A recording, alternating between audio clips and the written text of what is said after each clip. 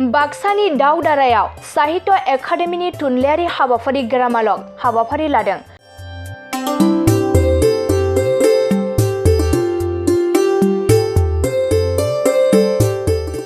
गुबुन गुबुन समाव थुनलाइयारि बिथिङाव हाबा मावबोनाय साहित्य एकाडेमिया बर' रावनि बिथिङावबो खन्थाइ, सुंद' सल' आरो गुबुन गुबुन आयदानि थुनलाइ फरायथिनाय हाबाफारि लाबोनाय बायदिनो दिनै बाक्सा जिल्लानि सिमला पुलिस थानानि सिङाव थानाय दावदारा गेजेर फरायसालियाव साहित्य एकाडेमिनि बानजायनायाव आरो साहित्य एकाडेमिनि बर' बिफान बोसोनारि आफादनि सोद्रोमा जयश्री बर'नि गुदि फोनांजाबनायाव साहित्य एकाडेमि ग्रामालगनि खन्थाइ आरो सुंद' सल' फरायथिनाय हाबाफारिया जानानै थाङो। सानजौफुनि 1 रिंगानिफ्राय जागायनाय बे हाबाफारिया मोसानाय आरो मेथाइ रोजाबनाय बायदि मेहेरगोनां हाबाफारिजों समायसारनाय बे थुनलाइयारि हाबाफारि ग्रामालगआव हांख्रायजानाय लिरगिरि महरै बाहागो लायो। फारियै गबर सिं बसुमतारी, प्रबिन बसुमतारी, एस.के. बसुमतारी, रंगिना ब्रह्म आरो महिमा बसुमतारी बिथांमोना हाबाफारिखौ मासिगिरि बिबान लानानै सामलायो। साहित्य एकाडेमि बान्था मोनगिरि बर' थुनलाइ आफादनि बारग' नेहाथारि गबिन्द नार्जारिया आरो जोबनाय फारसे साबायखर बावो फुंखा थुनलाइयारि गौथुमनि गाहाय नेहाथारि सुरेश ब्रह्मआ। बियो साहित्य एकाडेमिनि मोनसे प्रजेक्ट माने गामिनि मानसिफोरखौ लानानै खुंनाय थुनलाइयारि हाबाफारि बियो ग्रामालग माने गामिनि सुबुं थामहिनबा गामिनि मानसिफोरखौ लानानै बियो थुनलाइयारि हाबाफारि गामिनि सुबुंफोराबो थुनलाइनि फारसे गोसो दङ थुनलाइ सोरजिनो हायो बेनिखायनो गासिबो सुबुंखौ जोङो माने साहित्य एकाडेमिनि हाबाफारिया गुबैयै बाहेरायाव जायो नाथाय साफ्रोमबो गामिनि सुबुङा बाहेरायाव थांनो हाया बेनिखायनो गामिनि मानसिफोरखौबो लानानै जाहाथे बेबायदि मोनसे थुनलाइखौ जोङो गामि गामि सौहाहोनो हायो सेन्ट्रेल स्किम जिहेथु बियो साहित्य एकाडेमिनि प्रजेक्टफोरा बेखायनो बे सेन्ट्रेल स्किमफोरखौ जाहाथे जों गामि गामि सौहाहोनो हायो बिनि थाखायनो बे ग्रामालग गामिनि सुबुं बे हाबाफारिखौ खुंनाय जादों। जों साहित्य एकाडेमिनि मेम्बार सायख'जानायनि उनावनो बे हाबाफारिफोरखौ जोङो खुंफुंनो आखायाव लागासिनो थादों। गिबियै आङो बाक्सा जिल्लायावनो जुरिदोंमोन बे हाबाफारिखौ रुपहियाव बेनि उनाव दा नैबे नैथि हाबाफारि आंनि सिमला बे दावधारायाव सिमला हालामखौ लानानै खुंफुंनाय जादों। बिनि उनाव जोङो चिराङाव बा बबेबा बेबायदिनो जाय हालामखौ आं सौहायो बे हालामखौ सौहानायाव आङो लानो सानदों बे हाबाफारिफोरखौ बियो माने जोबोद फिसा बाजेटनि गेजेरावनो खुंफुंनांगौ जायो बिनि थाखाय जोंनो 6 फरायगिरिफोरखौ जोंखौ सायख'नो खाबु होयो बे 6 फरायगिरिफोरनो सासेयाव ओरैनो फरायनायनि सिटिं चार्ज हिसाबै 1000 होयो आरो साहा लोंनायनि खरसा महरै एसे रां होयो बेखिनि बाजेटनि गेजेरावनो जों बे हाबाफारिखौ खुंफुंनांगौ जायो बेनिखायनो गोबां सोद्रोमाफोर दङ सोद्रोमाफोरा गाव गावनि एरियायाव बे हाबाफारिफोरखौ लानो हायो नाथाय सोद्रोमाफोरा बे खम बाजेटनि थाखायनो फावसायनानै थायो मानो होनबा खम बाजेटनि गेजेराव मोनसे प्रग्राम खुंनांगौआ जोबोद दिगदार थेवबाबो जोङो आवगायदों बेबायदि हाबाफारिनि गेजेरजों जोंनि बर' रावखौबो जोंनि बर' थुनलाइखौबो जोङो माबा मोनसे जोङो सिनायथि गालांनो हायो नामा बेखौ जोङो जोंनि नेसनेल माबायाव लांनो हायो नामा नेसनेल लेभेलाव लांनो हायो नामा जों बेखौ नाजागासिनो दङ आरो जिहेतु साहित्य एकाडेमिया जाहैबाय मोनसे सोरखारनि मोनसे हाबाफारि बियो सोरखारनि मोनसे थुनलाइयारि गौथुम बियो बिनि गेजेरजों जोंनि बर' हारियाबो जोंनि बर' राव थुनलाइयाबो मोनसे जौगामान थाखो मोननो हाबाय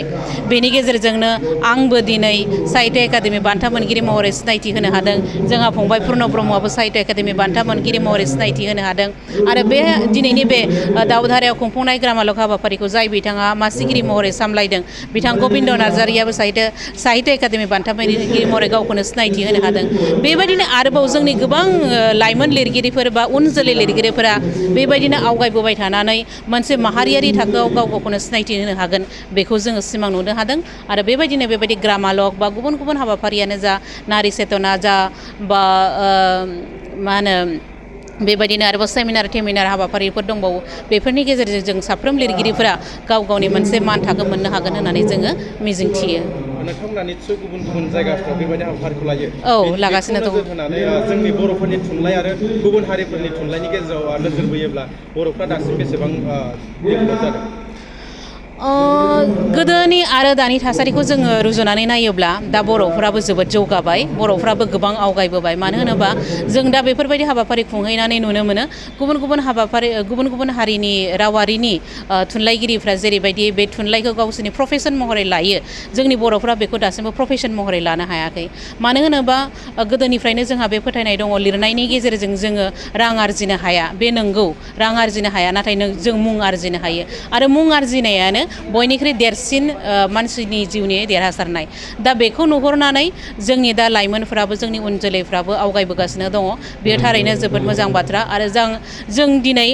जायखि हालामाव थाङा मानो बेवहायनो लैहोर गोबां लिरगिरिफोरखौ बाहागो लानाय नुनो मोनदों जायफोरा गावसोरनि लिरनायखौ दोनथ'दोंमोन बिथांमोनाबो दा बे लिरनाय हाबाफारिखौ आखायाव लाफिनबाय उन्दै गथ'फ्राबो उन्दैनिफ्रायनो लिरनो सोलोंबाय आरो बियो जोबोद मोजां लैखोन आरो बेखौ जोङो जोंनि बर' हारिनि मोनसे दावगासारनाय बिथिं होननानै जोङो साननानै लादों। एक्सिलेन्ट एकाडेमि बागानपारायाव 11 थाखोनि मुं थिसननाया सोलिगासिनो दं। गोसो गुदुं फरायसा फरायसुलिफ्रा गुन गोनां सोलोंथाइ मोननो थाखाय एक्सिलेन्ट एकाडेमि बागानपारायाव मुं थिसननो हागोन। बाक्सा जिल्लानि बागानपारा सारियालिनि सानजा फारसे थांनाय लामानि साखाथियाव दं एक्सिलेन्ट एकाडेमि बागानपारा। बे एक्सिलेन्ट एकाडेमि बागानपारायाव नांगौबादि गुन गोनां सोलोंथाइनि राहा दं। थिखानाय आयदा हिसाबै इंराजि आयदाखौ लाथारनांगोन बेजों लोगोसे एसामिस बड' हिन्दी नेपाली अल्टारनेटिभ इंलिश सायख'नानै लानो हागोन आरो पलिटिकेल साइन्स इडुकेसन एडभान्स एसामिस एडभान्स बड' लजिक एन्ड फिलसफि इकनमिक्स जिअग्राफि एन्थ्रपलजि बायदि आयदाखौ सायख'नानै लानो हागोन। लोगोसे आलादायै बेसेन होनाङै कम्पिउटार क्लास लानो मोनगोन। एक्सिलेन्ट एकाडेमि बागानपारायाव experience and qualified teachers, best education with adorable fees, education with modern technology. The admission fees charge would be considered for below poverty line and brilliant students. Hostel facilities for boys and girls बायदि थांनाय 2022 मायथाइयाव फोसावजानाय Assam higher secondary जोबथा आनजादनि फिथाइयाव बे excellent academy बागानपारानिफ्रायनो Anamika Brahma मुंनि सासे फरायसुलिया 92% लानानै अल आसाम साबजेक्ट टपार जानो हादोंमोन। लोगोसे बोहैथि बोसोर 2024 मायथाइनि थाखाय एक्सिलेन्ट एकाडेमि बागानपारायाव गोसो गुदुं फरायसाफ्रा मुं थिसननो थाखाय फरायसालियाव फैनानै फर्मखौ लांफैनो हासिगोन आरो मुं थिसननो हासिगोन। गुवारै मिथिसारनो थाखाय 9954505027 8011337530 नाम्बारनि गेजेरजों फोनांजाब खालामनो हागोन।